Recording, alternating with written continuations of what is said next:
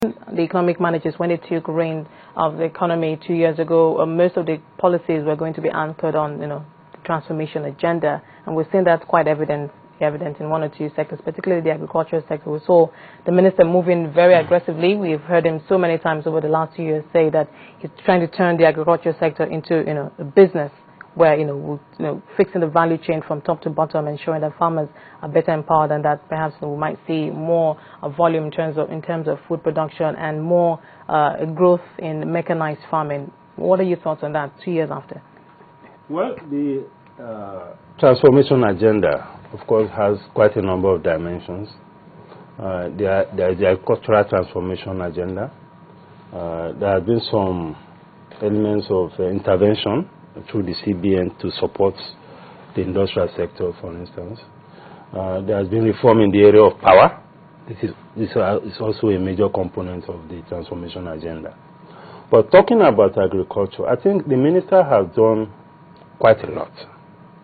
And these things will be better appreciated outside the cities, because farming is basically a rural activity. It's not a city activity. But if you go by what the prices of foodstuff are saying, then clearly we are not yet there.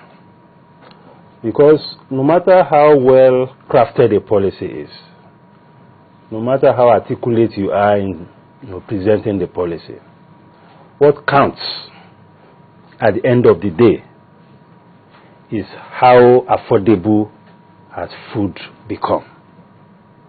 How much employment have you been able to create? Now, this is talking about the welfare impact of policies. 2 years ago, the standard measure of rice, let's go look at now to the level of the common man. The standard measure of rice was between 80 to 100 naira per measure. The measure is called Derika. Today, it's between 150 to 200. The standard measure of beans 2 years ago was between 100 to 130, 150. Today, it's between 150 to 250. The standard loaf of bread has either increased in price by maybe 20-30% or reduced in quantity by 20-30%. We don't think the rise in food prices is a global phenomenon, because we've actually seen that across the board, not just in Nigeria. Well, we've seen it across the board, but what we are talking about is the impact of our own policy on our own environment. That is the point I'm making. Do you think perhaps we were focusing more on those issues, the root issues as it were, and then that hasn't exactly, because it's just been 2 years, hasn't translated into what we'll see on the surface? I'm talking about the impact on. It may not have had the impact. I'm talking now from the perspective of the man on the street. Okay. That's okay, evaluate the performance of maybe the Minister of Agriculture. What do you have to say? Even evaluate the performance of the president. The first thing the average housewife will tell you is that, okay, my budget for housekeeping has not increased, but the prices have gone up. Granted, some of the policies may not begin to yield immediate results. For instance, there has been increase in tariff on rice by around 50% to over 100%. 100, yeah. That has had a major impact on the poor. Because we are talking, I mentioned those food items because they are staple foods. And when you are talking about poverty, you start from food. There's a proverb that if you take the problem of food out of poverty, what is left will be manageable. To the extent that prices of these staples have gone up by almost 50%, it has had a major impact on the standard of living, on the poverty condition of the average citizen. Now, the tariff, of course, the objective is noble. the whole idea is to protect local rice production and encourage local rice production, which is fine. But we have to make sure that we accelerate the production process. We make the interventions more effective so that the gaps that will be created by the shortfall or the increase in cost of imports will be filled by what you produce locally. Otherwise, the risk we face is that first, the citizens will become poorer because they'll be spending more on food, whereas their incomes are not increasing. The government will be getting richer because there is more tariff revenue available for government to spend. And most of this increase in revenue is coming from the poor, because it's like extracting resources from the poor into government coffers. And unless you put back in a way to compensate for this, the citizens are not likely to be happy. You know, so we give the policies time to begin to yield results. The policies are noble, but what counts is impact at the end of the day. So you say in the last 2 years we shouldn't have had, in terms of our expectations, shouldn't have been too high, because I remember back then too that policymakers did say that what they met on ground was quite deplorable, the rot from so many years, and that wasn't going to take just 2 years to for us to see some significant impact. But in terms of laying the groundwork, fixing things were as they were at the foundation level, would you say are you satisfied with that? Well, I will say partially.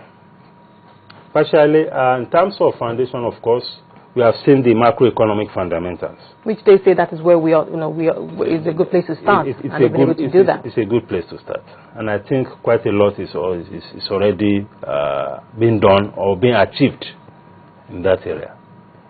But in some other areas, like maybe funding, we have said it several times. You have achieved the fundamentals, but we have incapacitated the domestic investors because they have no funds to do business. Many investors are now in debt trap because of the high cost of fund. Because if the margin in your business is just about 5-10%, and the cost of fund is 20%, it won't add up. How will you make it?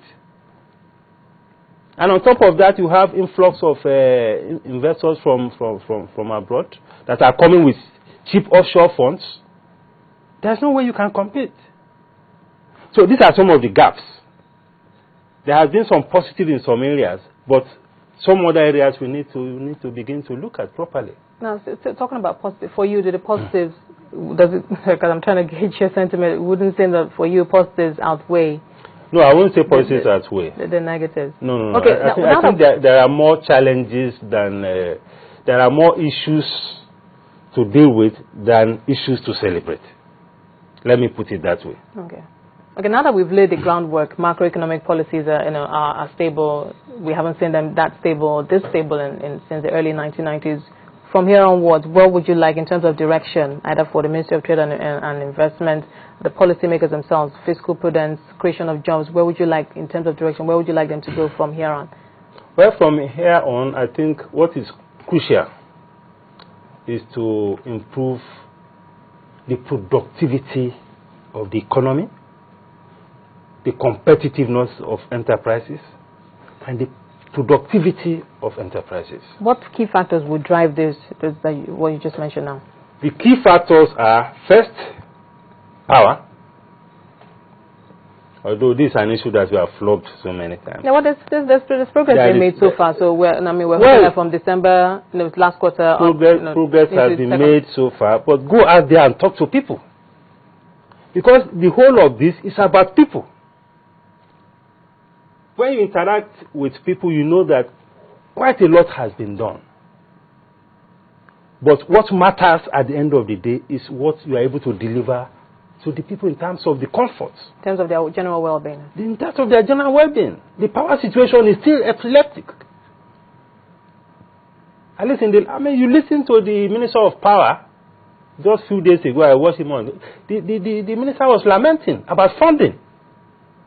He was talking of cash backing, warrant release, and all of that.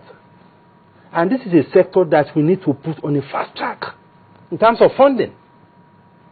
Possibly even put on first-line charge, so that the Minister of Power will not be running around for purpose of worrying about fund. And I mean, the situation in the last 1 month or so has been quite bad. And it's a major factor in enhancing the productivity and competitiveness of firms.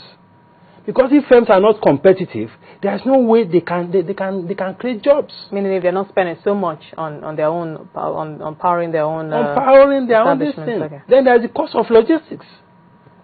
If you produce in an economy, particularly in the real economy, you need to move products around the country.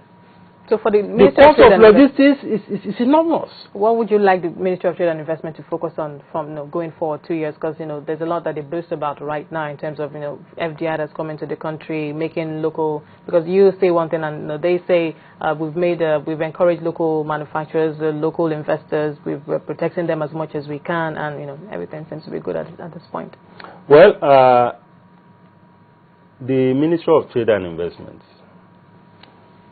doesn't have control over a lot of these issues. We just talked about power.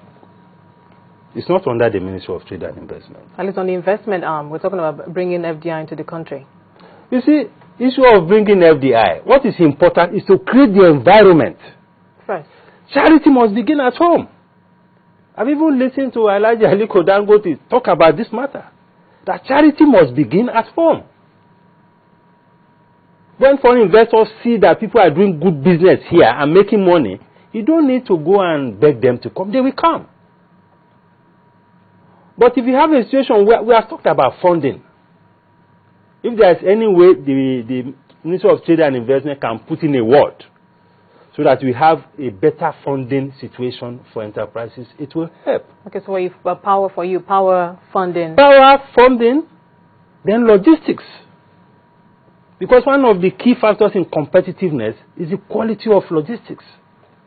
You need to move products and things around the country. You don't have a rail system that is functioning. I know that the government has been doing a lot in that area. We are yet to see the result. But it is still a major problem with regard to cost. Then you need institutions that are investment friendly.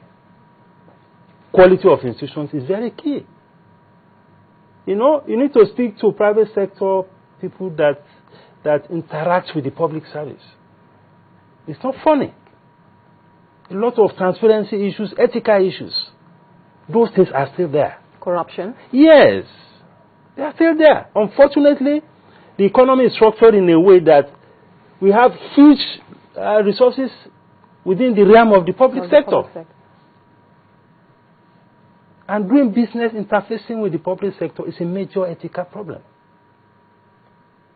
These are things that we need to deal with. So the LCCI, I know you're an advocacy, you serve as an advocacy group, as it were. Mm-hmm. How much of this are you going to push in the next, going forward? We push all these issues every time.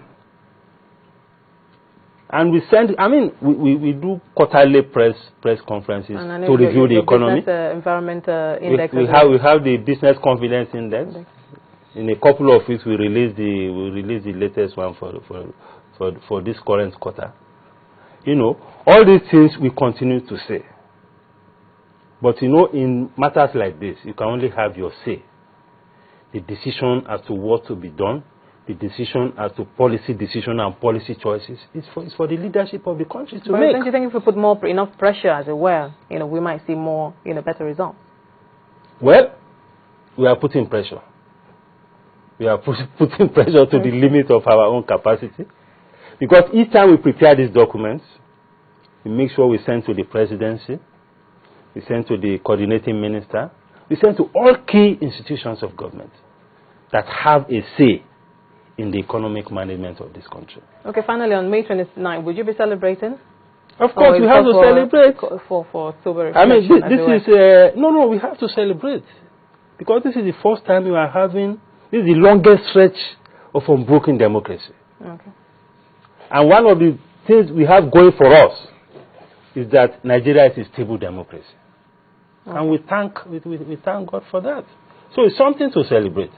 But we need to make the democracy work for the people. Perhaps move at a faster pace, because it looks like that seems to be the general consensus from our financial analysts. Yes, we're doing well. Yes, the indices are looking positive, but we need to accelerate the pace at which we're moving. Exactly. All right, thank you so much, Muda, for sharing your thoughts, giving us your perspective on the economy 2 years after. I've been talking to the Director General of the Lagos Chamber of Commerce and Industry, Musa Yusuf. We've been talking about the economy 2 years after this present administration took over. It's 2 days to Democracy Day, and we're taking stock here. But that's been the program for today. Thank you so much for being a part of it. I'm Esther.